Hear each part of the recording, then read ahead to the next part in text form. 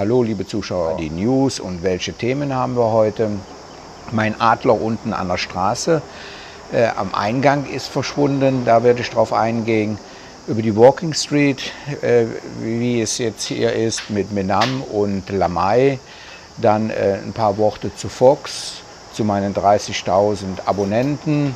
Dann habe ich noch einen Punkt über Daniel, da werde ich nachgefragt. Da ist ja am 24. das Video ins Netz gestellt worden von Fox. Und dann Jam und Pitti. Und zuletzt habe ich auch noch einen Ehrengast.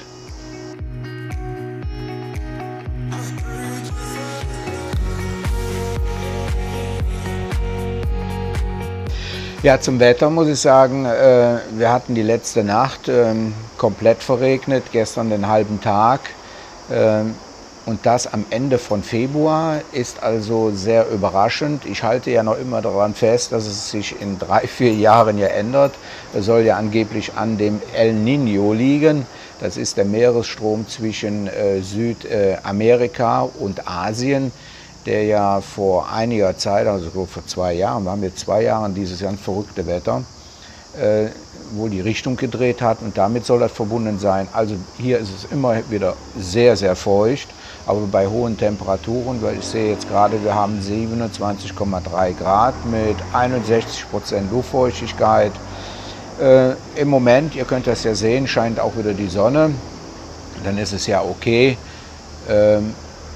Aber es ist manchmal feucht, also ein Regencape sollte man dabei haben, wenn man den Roller gemietet hat. Ja, ich hatte gesagt, der Adler unten ist weg. Ich hatte ja so ein Schild unten am Strommast aufgehangen. Und ja, dieses Schild ist weg. Das war praktisch der Hinweisschild, wo ich wohne.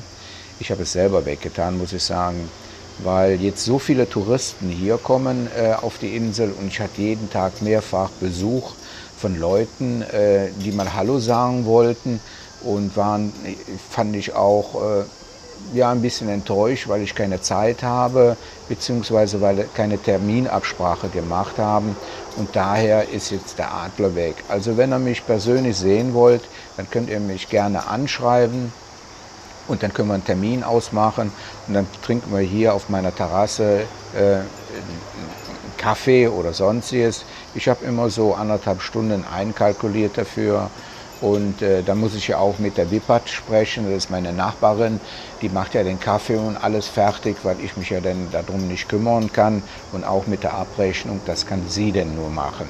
Könnt ihr euch noch an DHL erinnern, in Rayong, da hatte ich ja das Problem, dass das Familienbuch nicht aufgetaucht ist. Das war ja normalerweise 3 Tage gedacht mit Express. 75 € hatte das gekostet und ist dann nach 3 Wochen angekommen. Danach hat ja meine Tochter nochmal eine Geburtsurkunde losgeschickt mit DHL und ist jetzt nach über 4 Wochen auch noch nicht aufgetaucht. Die haben zwar schon mal angerufen, sie würden das zu einem Postamt bringen. Mein Freund Michael, der hat sich da auch gemeldet und dann weg ist das Ding. Also Leute, wenn ihr Dokumente verschicken wollt, müsst, dann macht das bitte nicht über DHL, nimmt jeden anderen Lieferdienst, aber DHL ist wirklich das Letzte. Das liegt wohl hier leider in Thailand, denn ich hatte ja viele Gespräche mit den DHL Express Hotline in Deutschland und die hatten auch keinen Kontakt hier gefunden nach Thailand, nach DHL und macht das nicht mit DHL, nimmt jeden anderen Lieferdienst, aber vergesst den. Dann habe ich einen Punkt zu der Walking Street hier auf Samui. Da ist jetzt nur noch in Fisherman's Village Walking Street. Ich meine Mittwoch, Donnerstags und Freitags und ich glaube noch einen Tag ist das hier. Wie ich gehört habe, wird vorerst auch nichts mehr in Menam und in Lamai stattfinden, weil da einige Anwohner sich beschwert haben, das wäre zu laut und die müssen wohl eine starke Lobby gehabt haben und deswegen wird da vorerst auch keine Walking Street mehr stattfinden. Ja, und ihr habt ja am 24. vielleicht einen Film von Fox gesehen. Der ist ja letztes Jahr im Juni hier gedreht worden auf der Insel. Die hatten mich ja viele Monate vorher auch kontaktiert zu dem Thema Dating. Und dann hat sich ja daraus gestellt, dass ich damals ja noch mit der Pitti wieder zusammengekommen bin. Und dann hatte ich den Daniel da ins Spiel reingebracht, damit die zumindest einen Hauptdarsteller hatten. Aber ihr habt ja gesehen, ich bin ja komplett rausgeschnitten worden. Mittlerweile die Hater, da bekomme ich einige Kommentare, ja, große Fresse gehabt, du kommst ins deutsche Fernsehen und isst nichts. Ja, da habe ich leider keinen Einfluss drauf gehabt. Gott sei Dank habe ich ja Backstage noch ein paar Filme gemacht. Ihr habt ja am Sonntag, also gestern ja noch einen Film dazu gesehen. Daniel sagt auch, die haben unwahrscheinlich viel rausgelassen. Und er ist auch wirklich enttäuscht darüber, dass ich nicht mit reingekommen bin, weil es waren wirklich ein paar sehr schöne Szenen auch. Aber da hat man keinen Einfluss, was die da machen. Und auch wie nachher der Film aufgebaut wird und im Schnitt, so muss ich sagen, das sagt auch der Daniel, ist er also authentisch gewesen. Aber im deutschen Fernsehen kommt immer zuletzt anscheinend ein Negatives. Da saß er ja da und hat die Aufenthaltsgenehmigung nicht mehr bekommen. Und jetzt denkt ja jetzt jeder, oh Mann, dann geht jetzt wirklich die Welt unter. Ich kann aber euch beruhigen, Daniel ist weiterhin hier noch auf unserer Insel und ist super glücklich mit der Pin. Also das ist wirklich ein super Pärchen und ich warte nur darauf, dass die auch bald heiraten. Was jetzt danach noch passiert ist, aber das hat den auch gar nicht interessiert anscheinend, dass er nicht das Land verlassen musste. Hauptsache was Negatives zuletzt und da habe ich wohl die Vermutung, dass das bewusst gemacht wird, dass immer was Negatives reingebracht wird bei dem Auswandern. Zum Beispiel, ich wurde auch gefragt, ob ich welche kenne, die auswandern. Und ich habe mehrere, bestimmt 4, 5 Pärchen genannt, die seriös auswandern wollen, nach Thailand in dem Fall. Und dann bekam ich die Rückantwort, nee, das ist ja zu langweilig, wir müssen welche haben, die schon sowieso kein Geld haben, die Kinder haben, wo man mehr oder weniger weiß, das klappt ja nicht. Also wenn man so das aufbaut, dass man irgendwie eine Angst schürt, bei den Leuten, die willig sind und den Traum haben, auszuwandern, dann finde ich das schon, ist das eine Manipulation der Zuschauer, von dem Ganzen abzusehen. Ich kann also nur sagen, wenn man das vernünftig plant, und da habe ich ja eine komplette Filmreihe gemacht mit Auswandern, kann ich hier oben nochmal verlinken. Wenn man da die Checkliste durchgeht, dann klappt das auch. Natürlich kann man nicht mit kleinem Geld nach hier kommen, nur mit einem vernünftigen finanziellen Rückhalt kann man das auch bewirken. Ja, das dazu. Ja, vorgestern ist ja auch der Film reingekommen, wie ich wieder zurückgekommen bin mit dem Cem. Und dann kam, wieso fährst du nicht mit der Fähre, mit der Seahorse von Rayong nach hier? Ja, da müsst ihr wissen, Cem hat unwahrscheinliche Angst, Treppen zu gehen. Vor allen Dingen, wenn sie ganz neu sind. Und wenn ich auf der Fähre bin, kriege ich dem auch gar nicht aus dem Auto raus. Dieses Geräusch von dem Motor, das hört man ja im ganzen Boot, dann hat er Angst und ihr müsst ja auch bedenken, das geht ja über die Nacht. Ich kann den ja nicht, ich glaube 13 oder 14 Stunden fährt das Schiff, im Auto lassen, der muss ja auch sein Geschäft machen. Das ist also mit so einem großen Hund nicht möglich. Ich habe natürlich daran gedacht und ich werde das wahrscheinlich Ende des Jahres in Angriff nehmen, dass ich von hier aus mit der Fähre direkt nach Rayong fahre. Da ist der Cem aber hier bei meiner Ex-Frau hier in meinem Haus untergebracht. Ich bin also da alleine und dann werde ich mir auch eine Kabine da mieten und ich werde vorab dann auch mal einen Informationsfilm da reinbringen, wie viel das kostet, wie lange das dauert und sowas. Ist das natürlich was Komfortables. Man muss ja bedenken, ich habe an Spritkosten 2500 Baht etwa gehabt und dann habe ich nochmal 600 Baht für die Unterkunft, nämlich in einem Rutsch fährt man das nicht so ohne weiteres runter. Und dann kann es sich schon wirklich rechnen, auch mit der Bequemlichkeit, einfach die Seahorse zu nehmen und von hier aus nach Rayong zu fahren. Ja, ein Punkt zu Cem.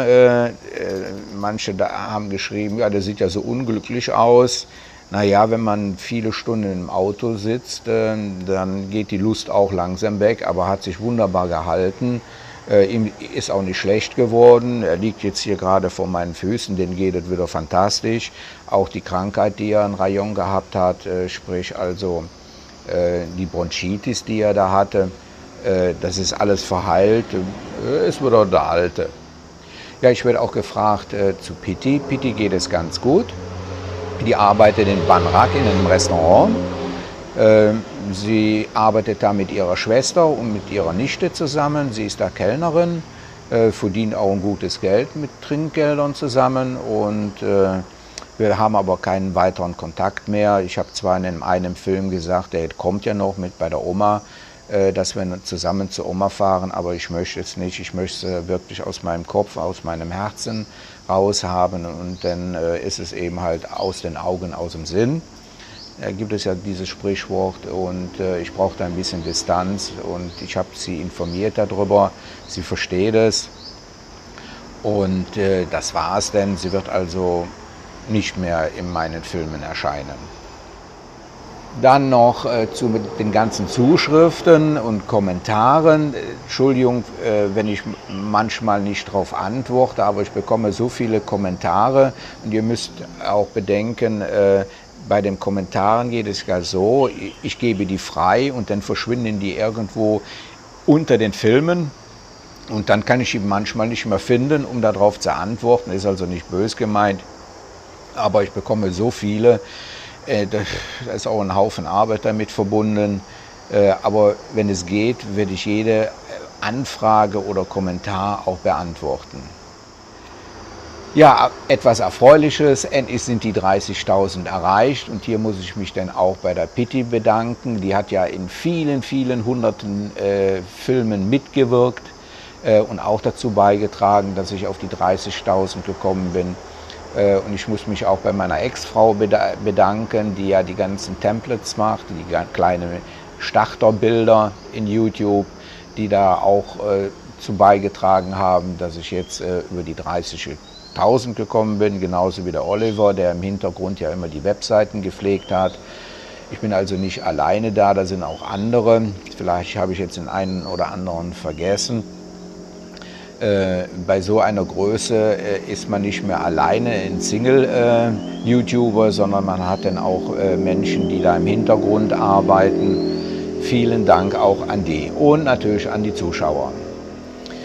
Ja, ich habe ja erwähnt, ich habe einen Sondergast hier. Ihr habt vielleicht mitbekommen, dass ich meinen Wagen umwälzen muss von Bangkok. Da ist also das Nummernschild, da steht unten drunter noch Bangkok und den musste ich dann hier bringen. Und da habe ich ja auch erwähnt, dass hier nicht mehr die Wohnsitzbestätigung benötigt wird von der Immigration zum Straßenverkehrsamt hier. Aber da hat man uns trotzdem wieder angerufen oder die WIPAD und die hat mir wunderbar dabei geholfen. Ja, die es nicht wissen, das ist die WIPAD, das ist die Freundin von meinem Nachbarn, vom Stefan und die hat mir wirklich geholfen beim Straßenverkehrsamt, weil die ja auch kein gutes Englisch sprechen können. Und da habe ich die WIPAD dann mitgenommen und dann hat sich dann rausgestellt, dass man bei der Ummeldung nicht von der Immigration jetzt was braucht, sondern man braucht dann vom Vermieter ein Schreiben, das bekommt man per Handy zugeschickt, dass man eben halt da wohnt. Und das hat also die WIPAD so prima gemacht und ich habe mit ihr gesprochen, ob das was vielleicht für sie wäre. Sie hat ja hier jetzt keinen Job. Um anderen Menschen hier auf Koh Samui bei den Bürokratengängen zu helfen. I say, you want to help some people when they have to go to Transport Department, Immigration, and you offer your time. Huh? Yeah. Dass er also ihre Zeit gerne zur Verfügung stellt, um den Menschen zu helfen. Aber ich habe schon gesagt, also das muss er nicht umsonst machen, also ein schönes Taschengeld wäre für sie bestimmt denn drin. Und unter meinem Film jetzt sind die Kontaktdaten von ihr, the phone number. The people can contact you over your phone, huh? Yes. when I give him the phone number. Yes. Ja, da könnt ihr euch direkt mit ihr in Verbindung setzen und die würde euch gerne helfen. Thank you. Also in my case.